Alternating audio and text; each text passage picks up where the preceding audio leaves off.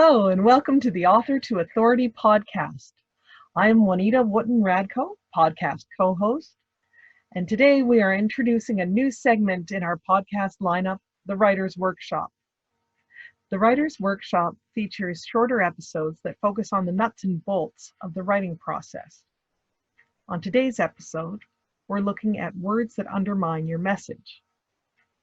If you are looking to become a recognized authority in your field, one of the best things you can do is to craft a powerful message that will build your identity. Have you been sabotaging yourself with words that weaken your message? The words you choose will make the difference.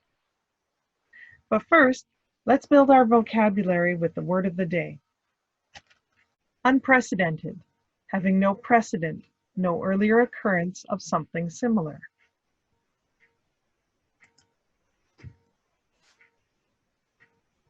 Today's word has featured in many headlines describing the changes made to battle the novel coronavirus, COVID-19. Unprecedented means having no precedent, no earlier occurrence of something similar, and can be used like this. The scarcity of hand sanitizer has caused an unprecedented leap in price. I have never paid $20 for a bottle before. When you are talking about an unexpected change that has come without any earlier groundwork that paves the way, you can say that it was unprecedented.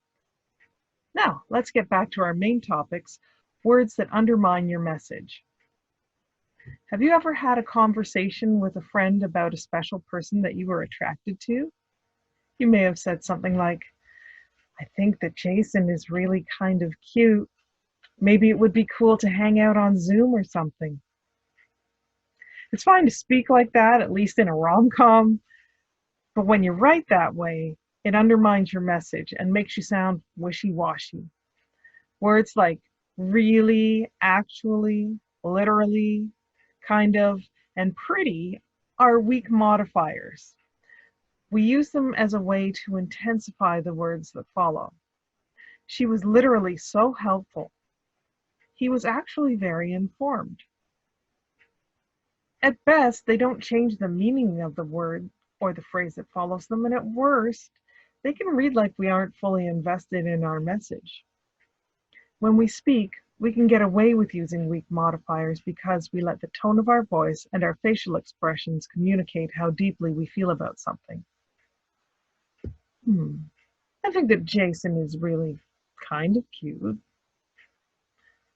I think that Jason is really kind of cute. See how the tone of my voice and my expressions told you two different messages simply through which phrase I emphasized? When we write, I find it helps for me to think about how strongly I feel about the subject. Then I decide on the intensity I'm trying to convey. Do I have positive feelings that I wish to share or negative?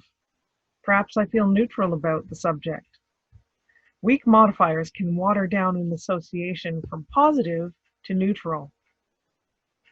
If I started with, I think this apple pie is really pretty good, I'm using really pretty instead of very.